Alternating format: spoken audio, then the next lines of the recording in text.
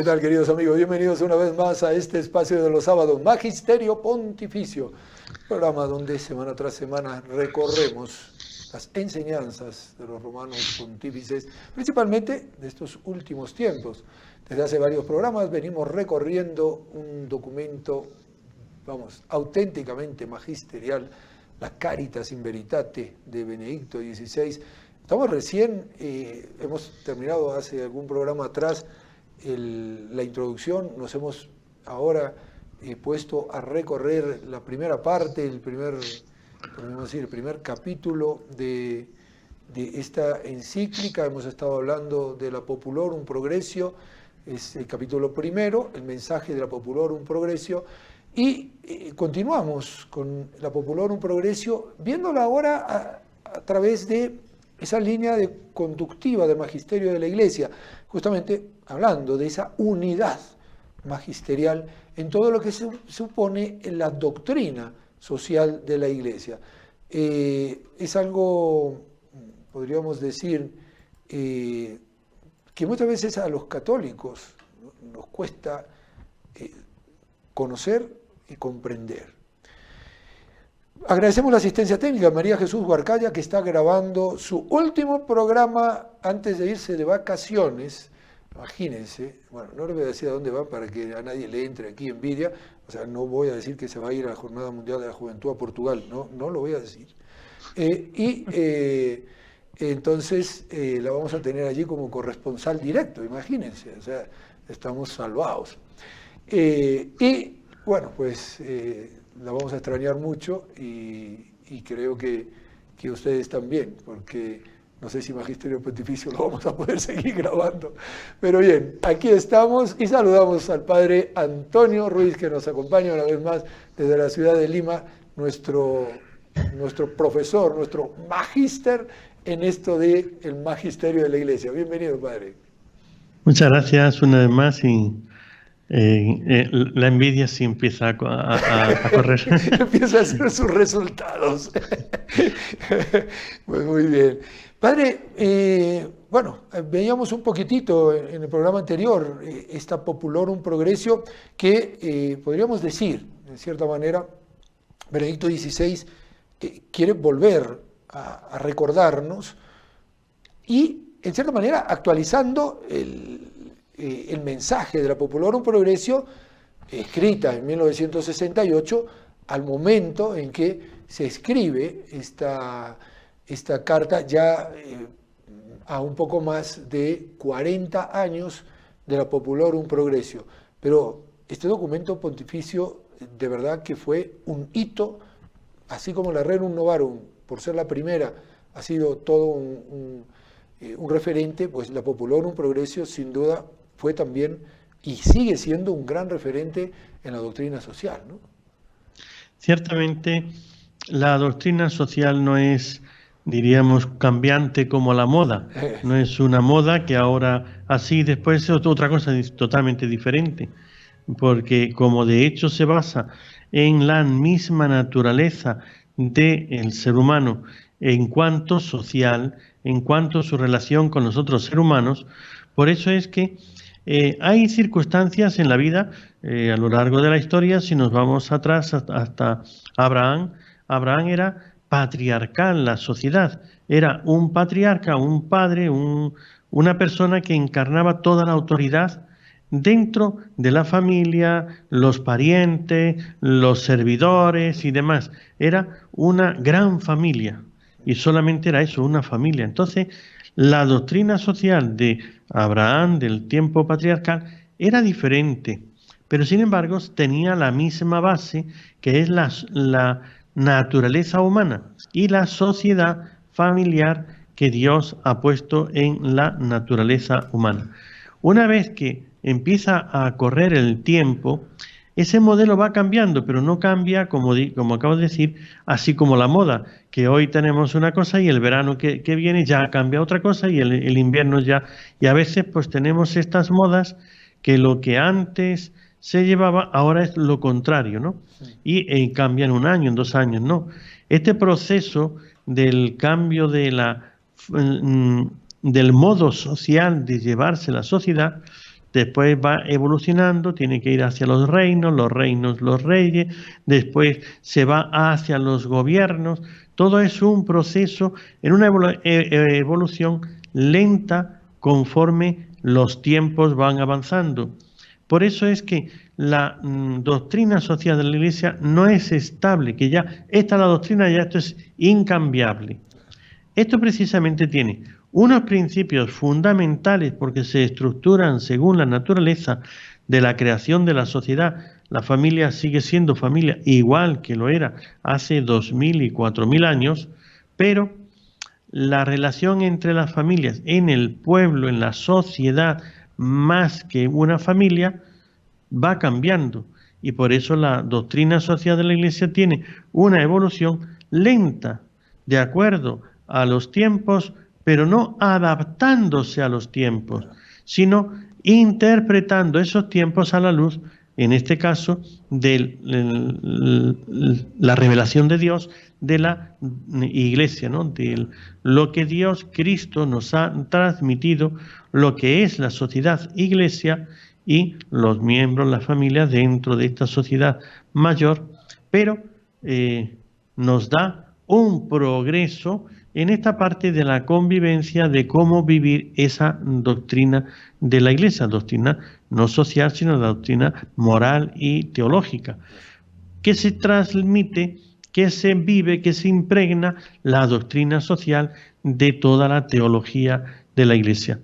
Por eso sí va a haber a lo largo de la historia una serie de cambios o de proceso de evolución, pero no al modo como quieren hoy la gente que se adapte a la Iglesia y la doctrina social de la Iglesia a los tiempos modernos, y tenemos que pensar y actuar como no es que la Iglesia ni la doctrina social de la Iglesia tenga que adaptarse, sino que es la sociedad la que tiene que regirse según la doctrina social de la Iglesia, porque ese es el bien de esa sociedad que es cristiana, aparte de ser humana.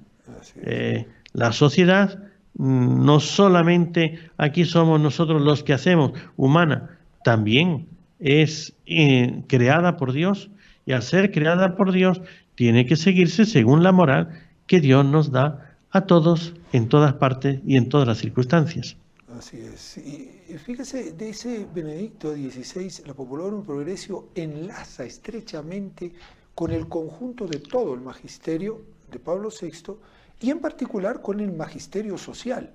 Sus enseñanzas sociales fueron de gran relevancia. Reafirmó la importancia imprescindible, como usted lo decía muy bien, del Evangelio para la construcción de la sociedad según la libertad y la justicia, que lo hemos visto ya y lo hemos recorrido en otros programas, en la perspectiva ideal e histórica de una civilización animada por el amor, otro de los acápites que hemos recorrido en su momento. Pablo VI entendió claramente que la cuestión social se había hecho mundial, es decir, ya veía ese proceso de globalización del que hemos hablado también, no la globalización que quieren los de la Agenda 2030, sino que ya estaba viéndose, se vislumbraba que el mundo ya no eran países aislados, sino que la interconexión era mucho más rápida, más eficiente, teniendo en cuenta la tecnología hasta aquel momento y vislumbrando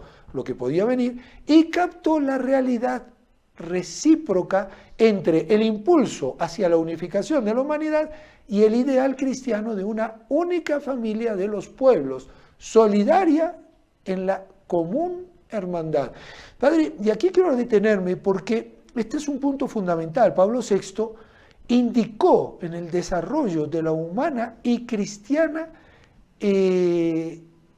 entendiendo el corazón del mensaje social cristiano, es decir, él pidió que los países ricos se hiciesen cargo de la pobreza de los países pobres, en el sentido de que no podían quedar como diciendo, bueno, ahí te mueres de hambre, no es mi problema, sino que lo dijo claramente, tiene que estrecharse, algo que no se consiguió nunca, lamentablemente, por lo menos como el Papa lo hubiese soñado, estrecharse las diferencias, porque estos países que pueden, tienen que ayudar a los que no pueden.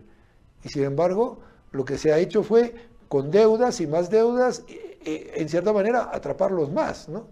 Pero la visión del Papa es una visión correcta.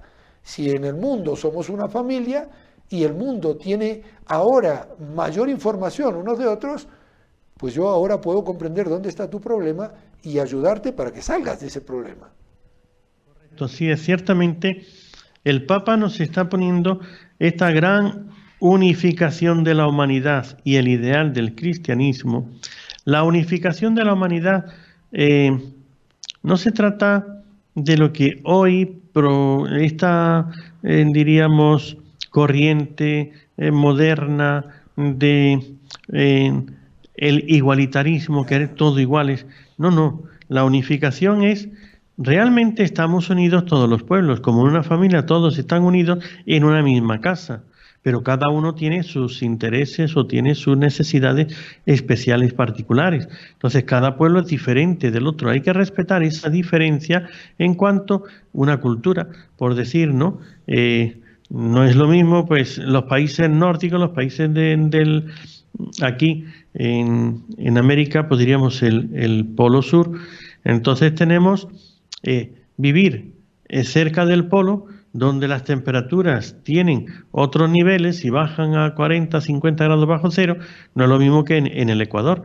En el Ecuador es que tienes que tener una cultura diferente porque el ambiente, todo es diferente. Un lugar de desierto, de un lugar de la selva, por ejemplo, claro, hay que adaptarse al lugar.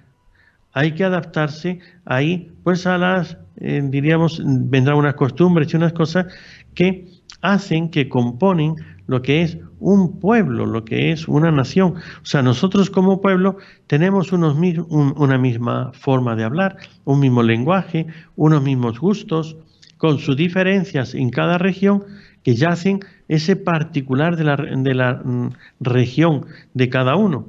Pero formamos un pueblo. Esta hermandad o unificación de la humanidad, ahora vemos que podemos comunicarnos, la televisión, la radio, el internet, nos hacen, el teléfono, nos hacen que estemos ya cerca de todas partes. Y entonces el que viene de otro lugar puede integrarse porque puede conocer la lengua, puede conocerlo todo, incluso antes de ir. Entonces, esta unión que hay entre los diversos pueblos nos da el que tenemos que entender y conocer y ver cómo es el otro, y a la vez la solidaridad cristiana. Entonces no se trata solamente de unidad o hermandad humana, sino también cristiana, puesto que la verdad es Cristo, es la verdad está en la Iglesia. Entonces lo que no podemos es unirnos en el error, en la mentira, en el engaño. Entonces tenemos que abrirnos.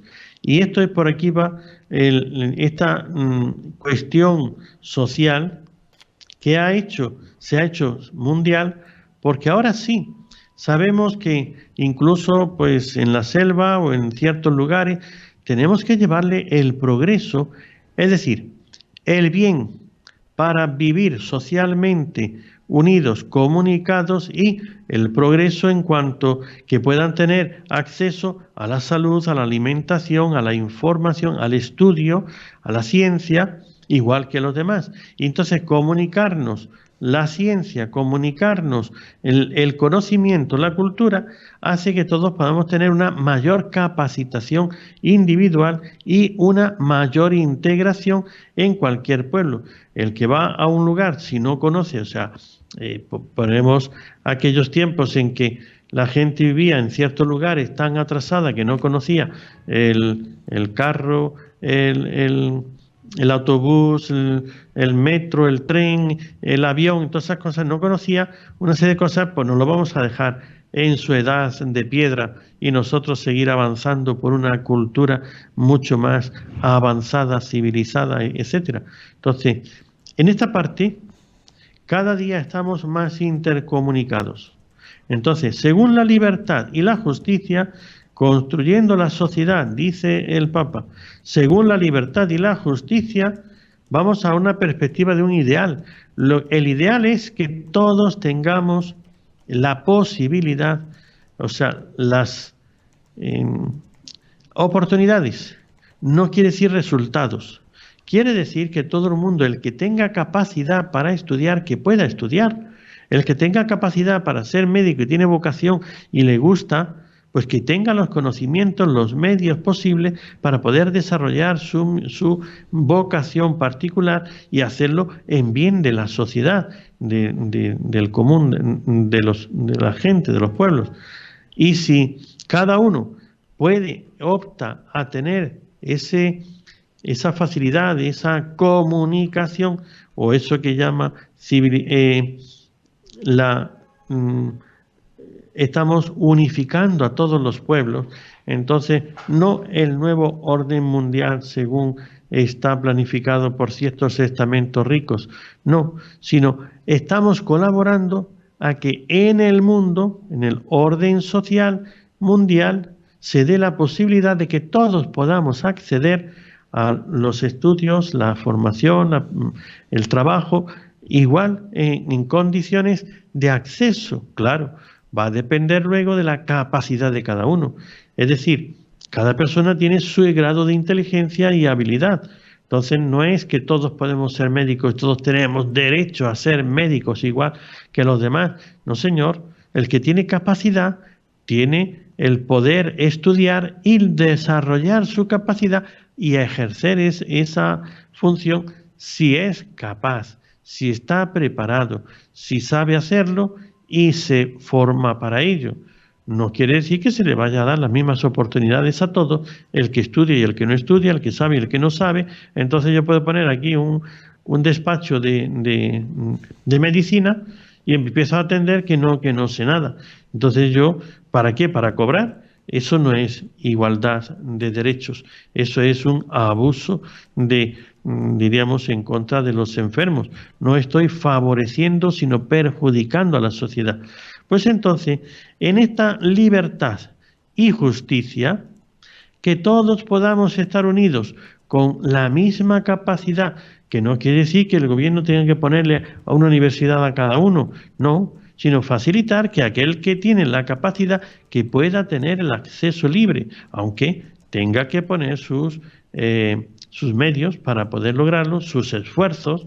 Es decir, si tiene capacidad, tendrá que poner sus esfuerzos para estudiar y desarrollarse, y así que podamos ayudar a todos. Por eso, la doctrina social de la Iglesia si todos les damos esas oportunidades, pero por eso la función cristiana no se nos tiene que olvidar. Estamos basados en la fe, en la fe en Dios, en la fe en Jesucristo, en el amor del prójimo, entonces en el bien, según una ley moral que es la ley natural. Dios ha puesto en la naturaleza. Hace unos días a unos niños de primera comunión le preguntaba, a ver, díganme, hay un pecado, el pecado contra la naturaleza. ¿Qué pecado es ese? Y empiezan a decir, eso es cuando se cortan árboles. Digo, no, vamos a ver.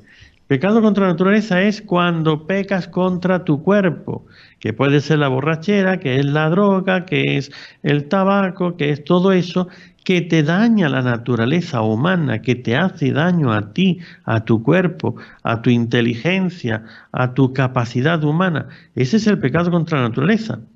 Pues esto es lo que se está tratando de hacer entender. Primero, la doctrina social de la Iglesia, que tiene que tener según la libertad y la justicia, esta perspectiva ideal e histórica a toda la civilización, unida por el amor. No es el egoísmo y tampoco es la tiranía, no es el dominio, yo soy aquí el que manda, porque lo dice la Iglesia, todo el mundo tiene que hacer lo que yo digo, yo dictamino las órdenes y entonces voy a sentenciar a aquellos que no las cumplan lo que yo digo porque yo lo he dicho. No se trata de un autoritarismo, no se trata de una dictadura, no se trata de una imposición de las cosas porque a mí me parece y yo tengo más autoridad que los demás. No, es seguir la naturaleza humana. Por eso es muy importante la naturaleza humana lo que es la inteligencia, capacitar a las personas para que piensen. La mejor manera de hacer libre a las personas es darle la capacidad de razonar, de reflexionar, de pensar por sí mismos y que vean distinguir lo que es la verdad del error, de la mentira. Entonces, la persona que no sabe distinguir, no puede, no tiene los medios, la capacitación para distinguir lo que es verdadero de lo falso, se le manipula fácilmente. Entonces, esta libertad y justicia es capacitar a las personas para que ellos sepan distinguir la verdad de la mentira y del error y puedan tener la decisión o la fuerza de voluntad para optar por el camino del bien, de la verdad, de la justicia. Esto es lo cristiano. No es que todo el mundo tenga que ir a misa y comulgar. Sería un ideal muy bonito si lo hacen de propia voluntad, lo hacen por fe, lo hacen por amor, etcétera. Pero eso no es el orden cristiano, sino que el cristianismo va más allá de un participar de la misa, que es importante para todos los bautizados, los católicos bautizados, es muy importante, pero no se trata de que yo voy a misa y yo comulgo y ya, no, se trata de que tú tengas el amor a la verdad, que tú tengas el amor a la justicia, que tú tengas la capacidad de ver y decidir libremente cuál es el bien. Y cuando tú reflexionas y ves, descubres cuál es el bien de la sociedad y de las personas, y eres libre. O sea, no estás coaccionado, no estás presionado para tomar un camino y decidir siempre de esa manera, sino que tú libremente sabes que eso es lo conveniente para los hombres, que eso es lo justo y lo verdadero, y optas por eso, eres plenamente libre y estás colaborando a una sociedad mucho más justa. Así es, y ojalá que todos tomásemos estas enseñanzas como cosa propia, porque a veces pensamos, no, eso lo tienen que hacer los políticos. Oiga, que la sociedad no se compone de políticos, la sociedad se compone de las células básicas, que son las familias, y por eso nosotros tenemos un papel importante. Nos vamos a ir a una pausa y vamos a volver rápidamente. En Magisterio Pontificio, no se olviden, NC Digital, el cambio está en tus manos.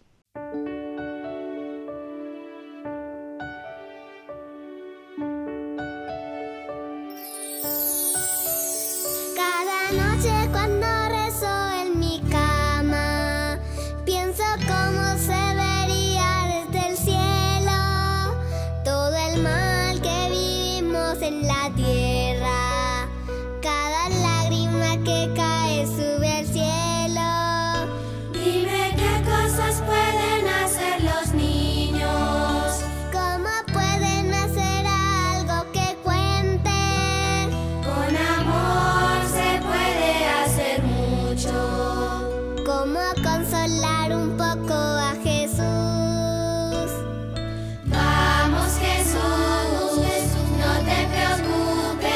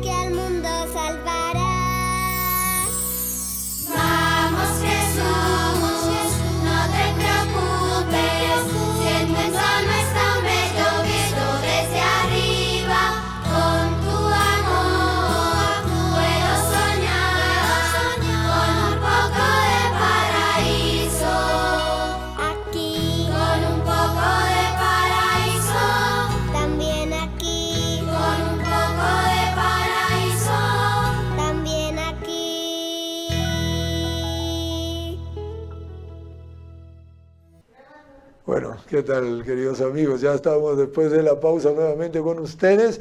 Y bueno, como siempre, yo primero voy a estirar la mano. A mí me toca pedir y yo pido. ¿Por qué no pido para mí? Si pidiera para mí, me callaría la boca y otro sería el cantar. Pero estoy pidiendo para la radio de nuestra Madre Bendita. Ella es la directora de esta radio, la Santísima Virgen María, la dueña de esta radio. Ella es la promotora de esta radio y ella hace que actúe la providencia. La providencia actúa a través de corazones generosos como el tuyo.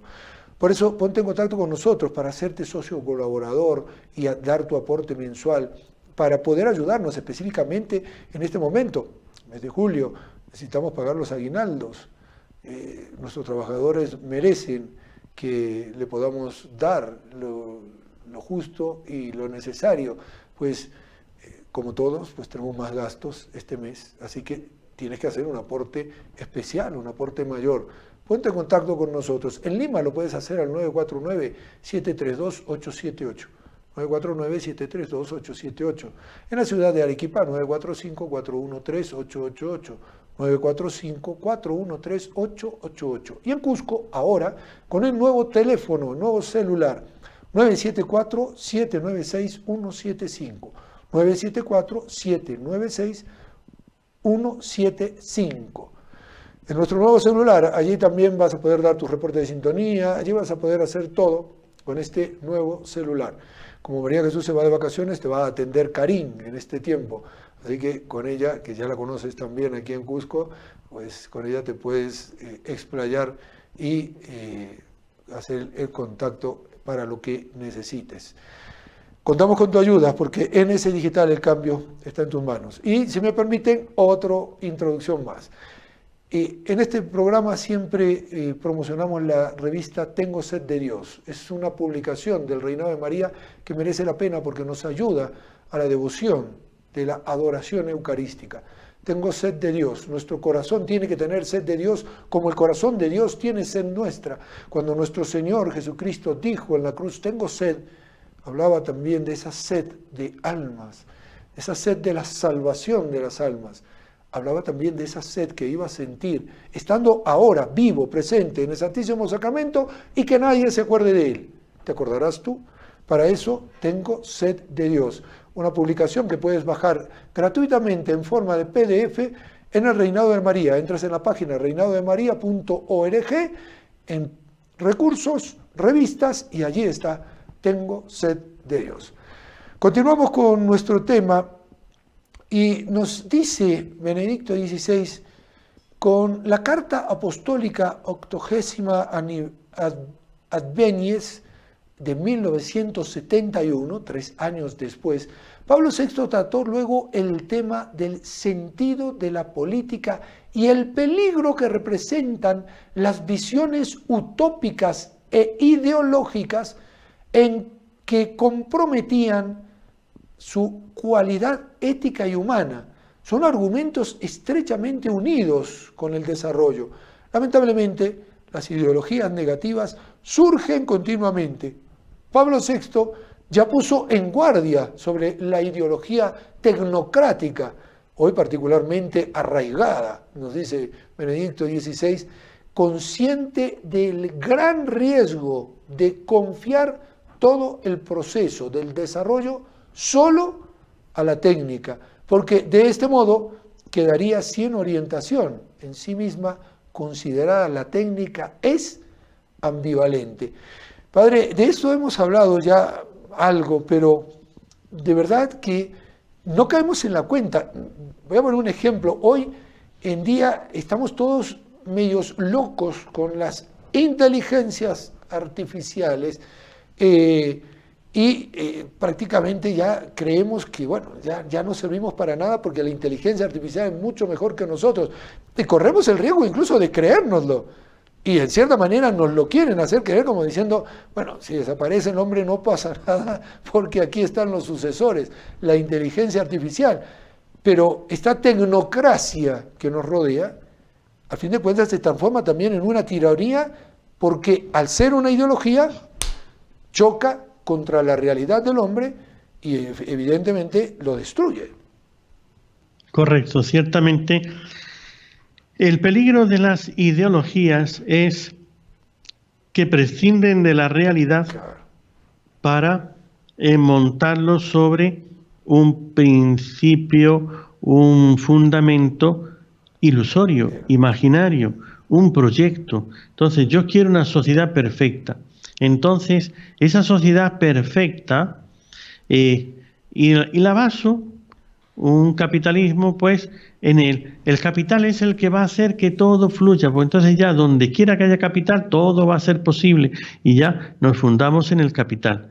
Hemos visto que las grandes sociedades capitalistas les falta, muchas veces, les puede faltar la humanidad, la caridad, la persona es lo que hace posible. No es el capital el importante es la persona, porque el capital es para servir a las personas.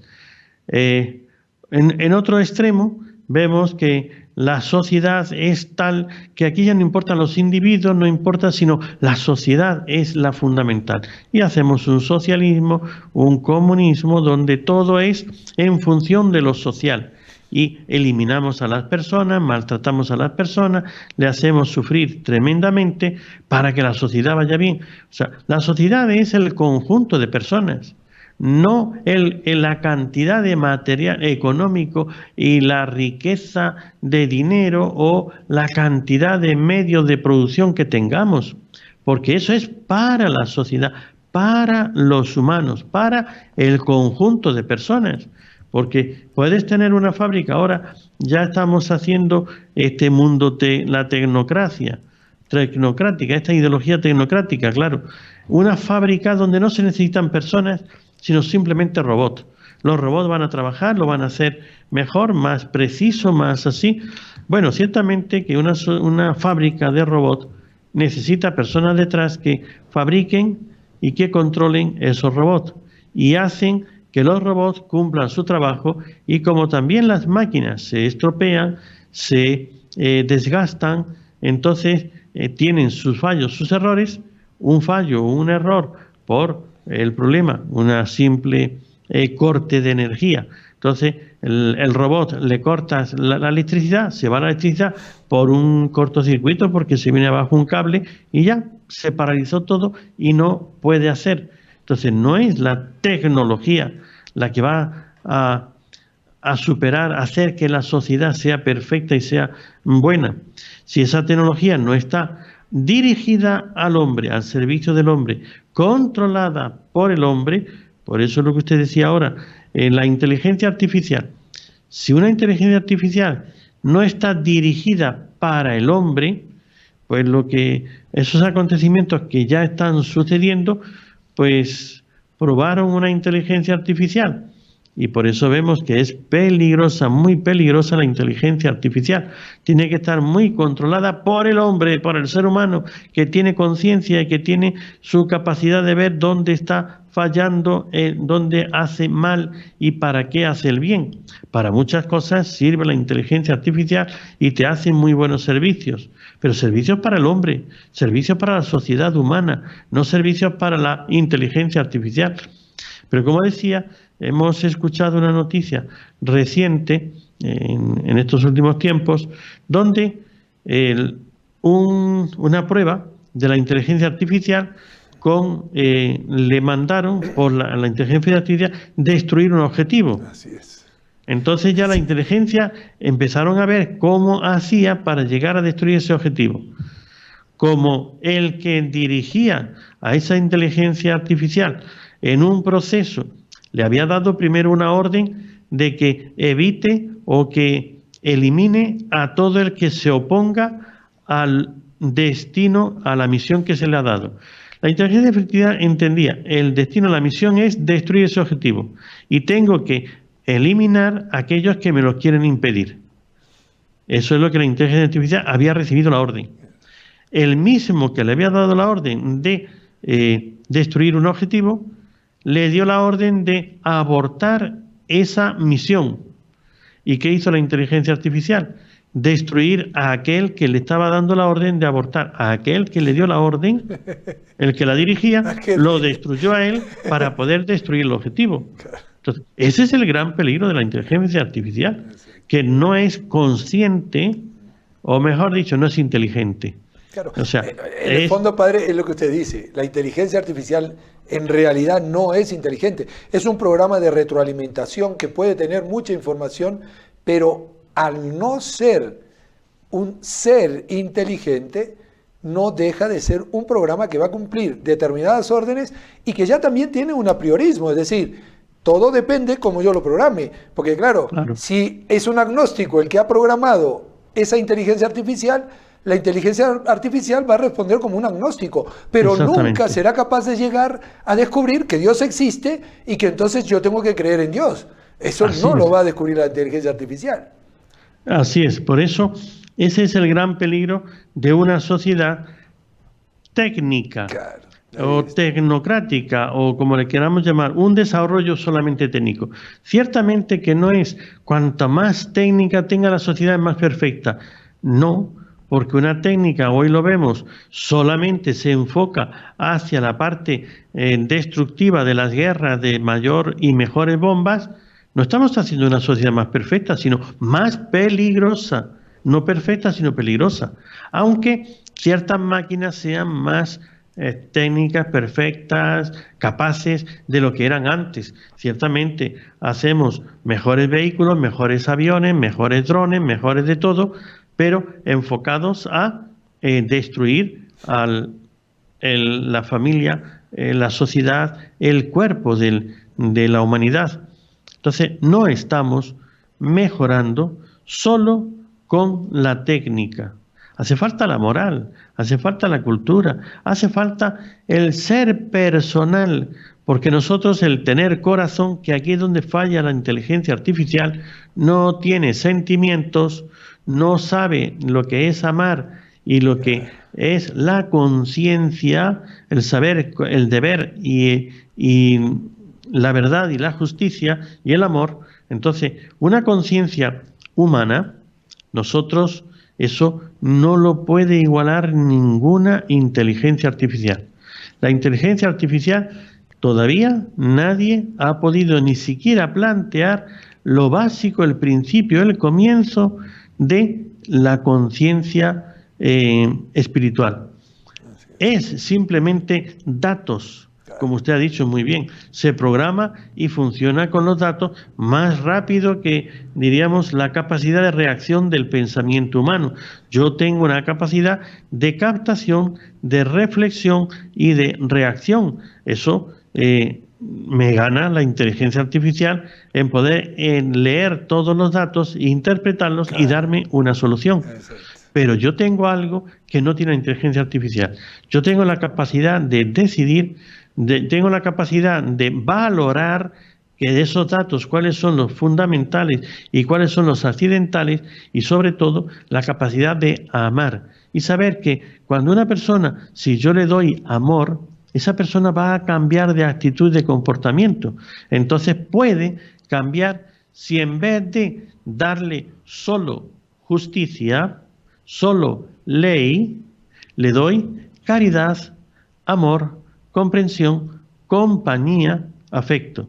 Entonces, esta parte humana, que no la tiene ni la tendrá la inteligencia artificial, esto es lo que hace que yo pueda darle a la persona un cambio total que con la inteligencia artificial no se podría cambiar. Entonces sería cuestión de eliminar a aquel que piensa diferente. Muy bien, hoy día lo que nos hacen por los medios de comunicación es la censura. Entonces, si usted opina diferente, lo eliminamos, pero no va a convertirle, no va a demostrarle cuál es la verdad y por qué está usted equivocado y en qué está equivocado.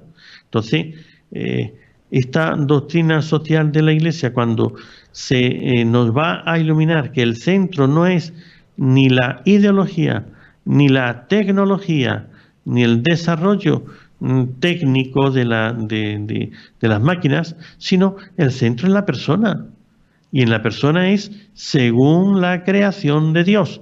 Por eso tenemos que ir hacia una sociedad de personas, no de leyes, no de ideales. Entonces, cuando solamente aspiramos a una sociedad idealística, entonces aquí se trata de hacer la sociedad perfecta, donde nadie tenga ninguna enfermedad, donde nadie tenga.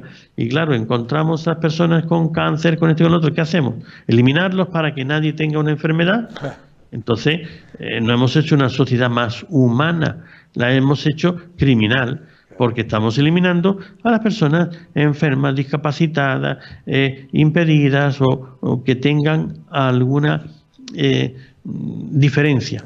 Entonces vamos a empezar a eliminar para dejar que todos seamos perfectos. Y esa será la sociedad perfecta. Nos equivocamos si pensamos que la sociedad perfecta es aquella que no tiene problemas, enfermedades, diferencias, discapacidades. La sociedad perfecta es aquella en que es capaz de integrar a estas personas y de darles esa comprensión, ayuda, para que puedan, dentro de la sociedad, nunca van a ser igual que aquellos que tienen unas cualidades y una capacidad mayor, pero están integrados en su nivel y en su capacidad y forman parte de la sociedad y se le da lo que todo individuo necesita, la oportunidad de la vida de desarrollar su capacidad de amar y de ser amado. Ahí es cuando la sociedad es perfecta. Así es. Y fijémonos que dentro del magisterio, a pesar de que no están directamente dentro del magisterio, nos lo dice Benedicto XVI, hay otros dos documentos de Pablo VI que son importantes para poder delinear el sentido plenamente humano del desarrollo propuesto por la Iglesia.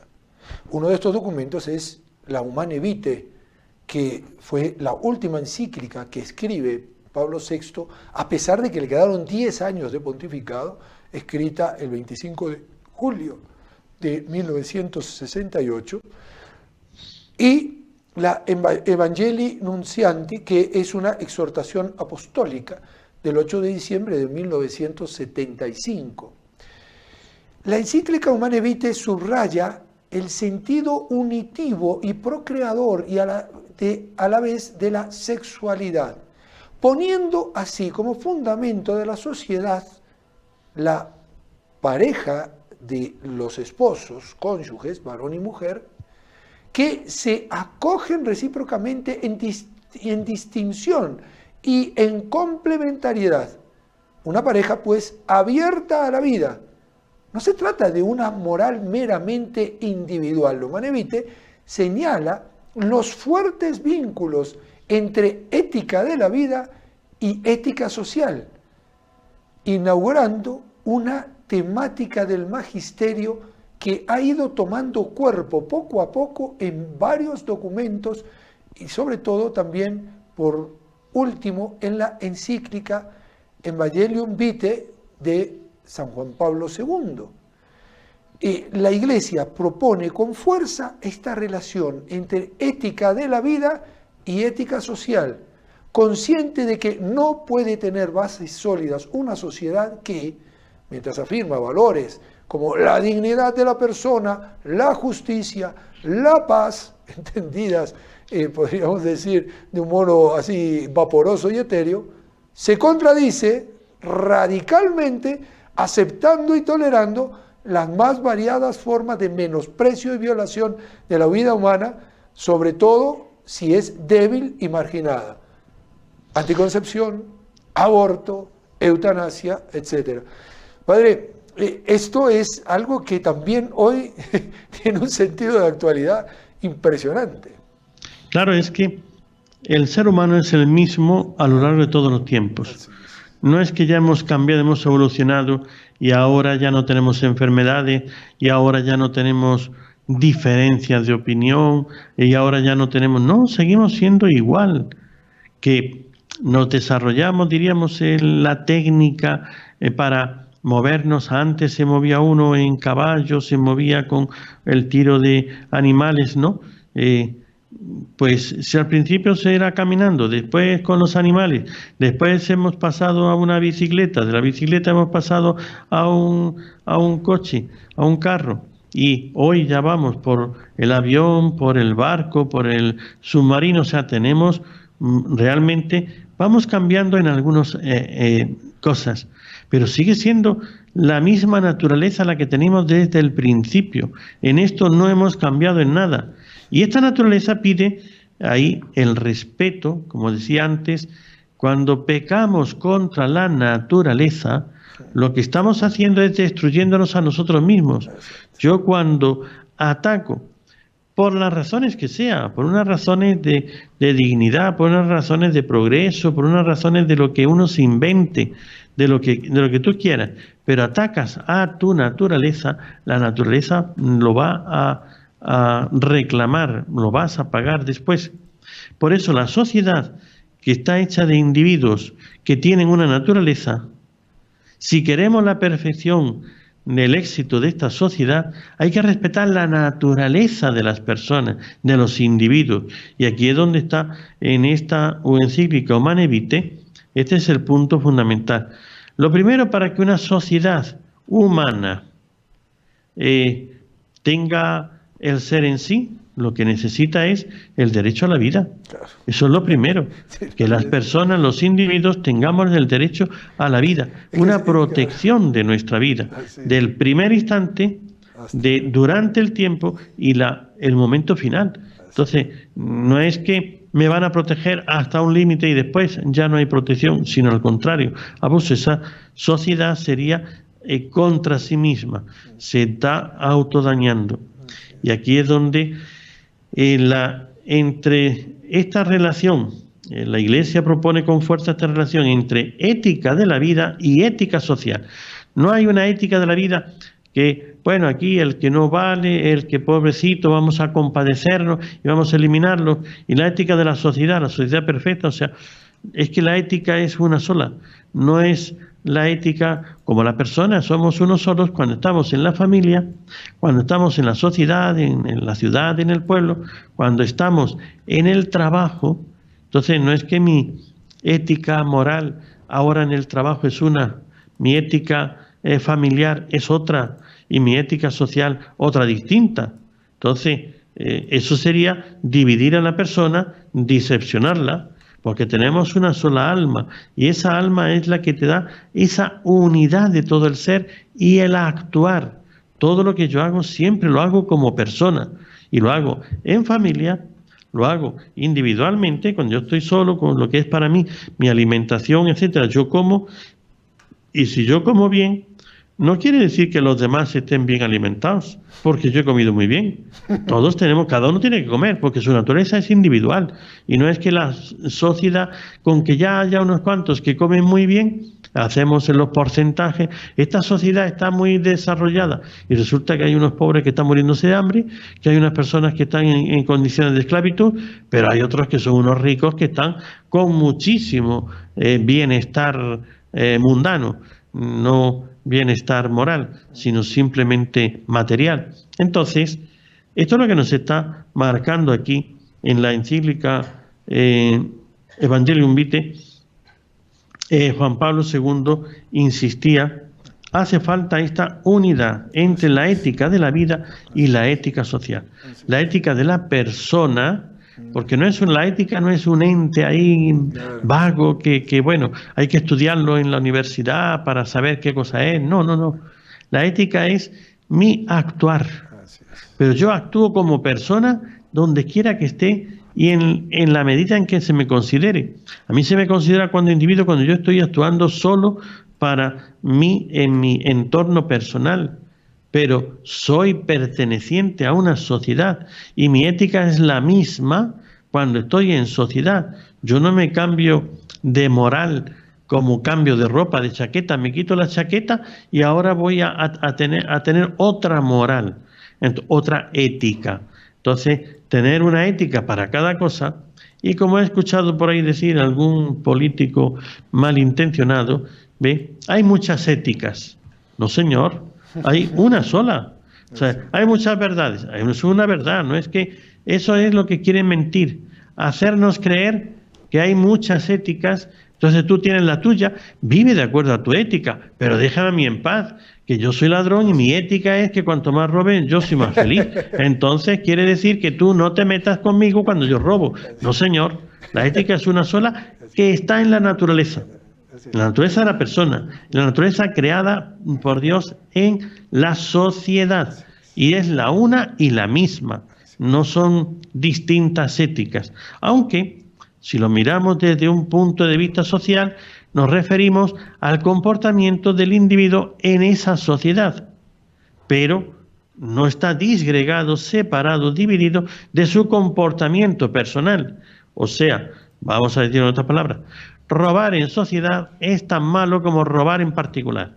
Yo robo a una persona, no, yo no me meto con la sociedad, yo solamente es que necesito lo que este tiene y se lo quito. Oiga, dañas a la sociedad.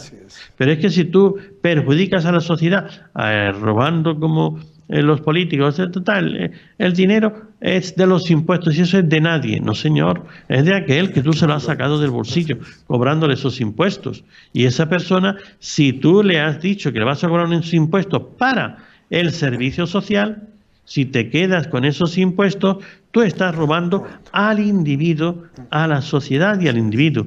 Entonces, no hay varias y muchas éticas.